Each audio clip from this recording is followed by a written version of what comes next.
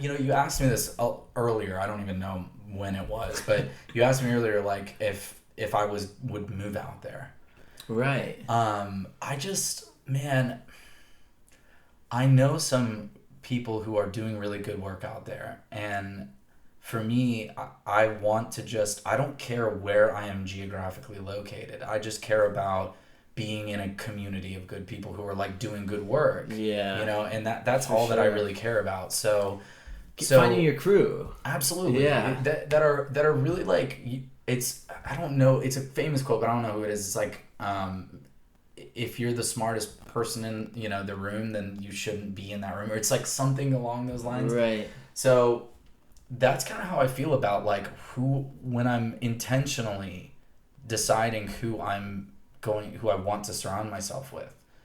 It's people that I feel like are doing better than I am. Like doing, not better than I am, but like are really pushing forward with their craft and actually like pushing forward and learning music and going out there and making connections and like putting shows together, like Mm. really actually living their dream, like living, like creating what they see themselves as in reality. They're actually doing the work to promote themselves. They're doing the work to learn the music that they want to make. They're getting in touch with the culture and the space around them. And there are a lot of people in LA that I know, or not a lot of people, but there are some people in LA that I know that are doing that, and that makes it really appealing to move there. Sure. But I also really like to be close to family.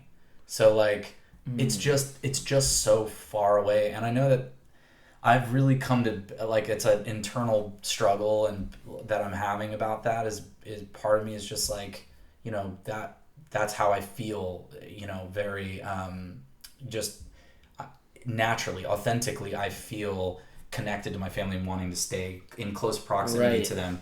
But when, the other part of me is like, you need to like go do that because like it doesn't matter. Like they're gonna be around. Like it'll be fine. Like go. You need to go live your life. Like you need to prioritize your life Mm. because this is what you want to do. Um, but I also just, so that's part of it. I'm kind of going through that a little bit, but Yeah. I also just I've found a bit of a community in Atlanta, and I like Atlanta a lot.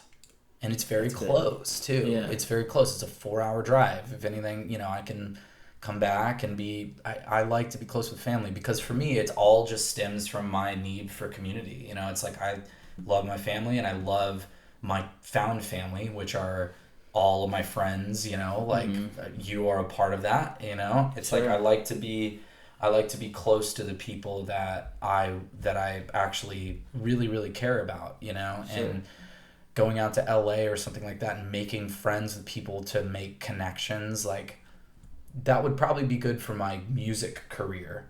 But I I don't know. I don't really care so much about that. I care about like being around people that I love, but also being able to do what I want to do musically. So I'm just trying, Sure. I guess currently I'm trying to find a balance between, not just completely removing myself from this part of the world to go pursue music and be surrounded with people who are just playing music, and that's like my only relationship with them, Mm-hmm. but I also have to like figure out a balance too of like how can I maintain my family and my relationships and all of those friendships, all those things, but also still pursue a fulfilling like and progressive like career path in music. Right. So it's tricky, man. If it was easy, then I think a lot more people would succeed at it. But Yeah. and I don't know if I will. But it's a fun ride for sure. It's like fun doing it and like trying to figure it out. Well, dude, some people would say that's succeeding in and of itself if you're enjoying it in this moment, like That's right now. fair. That's You totally know. fair. Yeah. I think though there's an ebb and flow of my feelings towards it and my security in how I'm doing. So sometimes I feel like I'm really I'm on my own basis of definition I'm succeeding. Sometimes I feel like that. A lot of times I don't, though. You know, a lot of times I'm like, man, I watch a Tiny Desk concert, and I'm like, I want to be there. Like, I want to be doing that, because, like, that, it's just, that to me feels like they feel like very tangible milestones in a career path of success. Yeah. But it's also good to keep in mind that, like, success doesn't mean anything if you're not happy doing what you're doing, like, and taking, you know, if you're not enjoying the steps to get to being successful, then really, like, that's just, you're torturing yourself. Like, you're really, like, or not compromising, but you're sacrificing so much of your current time, the current moment, for later, for satisfaction or fulfillment later on in life. And I think that's just something that is probably common with a lot of career paths, like music, you know, aside from music, that I think just needs to be kept in line, or else then we're all just gonna, like, end up realizing, we'll wake up and we're gonna be successful. Finally, we, like, realize we're successful. We have that one handshake with that big exec or that big executive, but then we realize we're fucking 50 years old. And then we're like, damn, I've sweated so much of my 20s and 30s and 40s away. I haven't lived my life. Yeah. Yeah. And I didn't live. I wasn't super present. I wasn't taking, you know, I wasn't paying attention to those fine details of all of those decades, because I was just obsessed with this one idea of success. You know, it's one of the books my brother actually gave me was this book called Principles by this guy, Ray Dalio.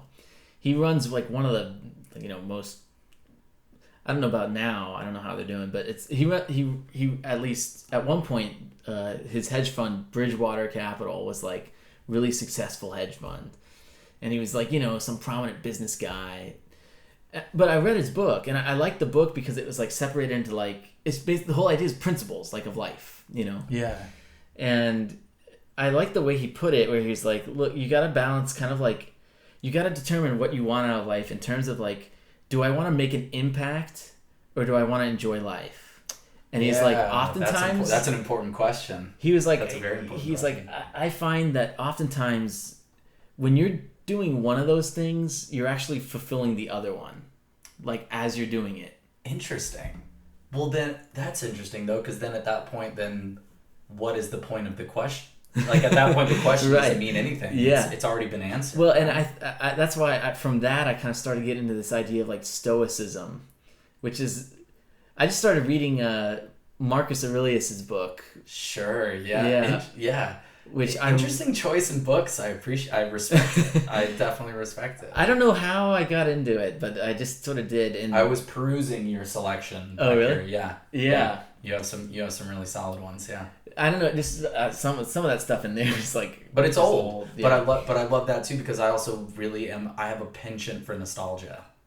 Me too. I have that for sure. It's a drug. Like, nostalgia is a drug, dude. Yeah, you and I share that. Like, and I think Jonah has that too. Yeah, I think most people, I think, share that affinity for nostalgia, because it's just like, what a more comfortable time to escape to than when you were younger. Oh yeah. You know? Well, it's true, and it speaks to what you're talking about with family. Like, yeah, I felt the same way, and I always feel that way with my family. I like. It's hard to say.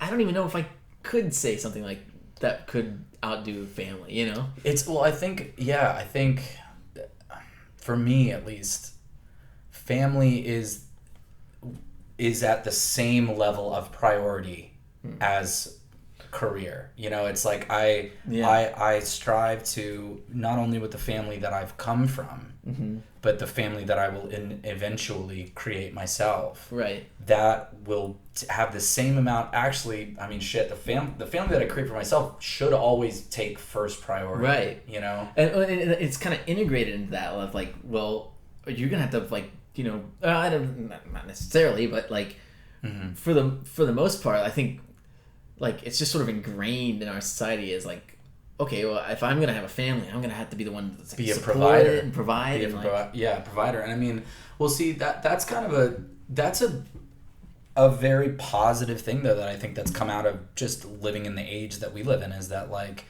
you can still be a provider without being a breadwinner. You know, like I think as a male, like as a if you were to be a progressive male living in today's world and have your wife or your husband providing for the family, then you would be maybe conflicted being like, well, I'm a male, like I should be providing for the family, I'm the male. Yeah. But it's that I think I'm happy with the fact that that's becoming an antiquated opinion or an antiquated value, because I think that people now are realizing that like they've been realizing it for a while. It's just there's been obviously men in charge that have been like kind of suppressing this thing, but like women now, the amount of women that are actually like the breadwinners of the household has been like vastly rising in terms of like the ratio, right?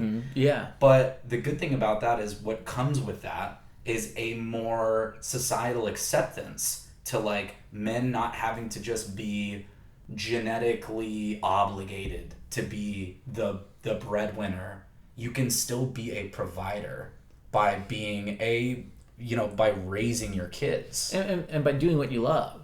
And by doing what you love, sure. Because like absolutely. I think that's a part. In my mind, I always grew up thinking like, oh, the American dream is like if I work my ass off at something that I want to do, I can do it. Yeah. And like I can buy a house and have a family right. and have kids. You know, like right. That's what I kind of always kind of thought of it was, well, I guess, and that's kind of why I went into music. I like figured like, well, shit, if I just work at it, I can make it happen. Now, yeah, maybe that was idealistic, and I'm living it right now. I'm seeing it's an experiment, and I sort of went and did it. But yeah, it's a bold decision to choose the path of any artistic endeavor. It's a bold decision because there is no corporate ladder. There is no like, or even just like it's not like a blueprint. There for is like how do you do this thing? There is none. You can't. It's not like, okay, I just graduated from this school with a degree, and I mean there are degrees in music for sure, but it's not like, oh, then in this amount of years I'll get the job and then I'll get the promotion after this amount of years and then I'll be touring stadiums by this. It's like there's no metric. There's nothing to really base your life off of, which in turn makes it a very risky endeavor. You're going all in, and you basically have to like come to kind of terms with yourself, like almost like one of those nights when you're at your rock bottom, you're looking at yourself shirtless in the fucking bathroom mirror, and you're just looking rough, and you're just like, what am I doing with my life? And like, why did I decide this route? Right. But you have to essentially just come to terms with the fact that like, if this is what you feel like your purpose is, if this is like what gives yourself meaning, then the money, it always matters, but it doesn't matter enough for you to change what you're doing and to resent yourself for making the decision to pursue a creative route. Right.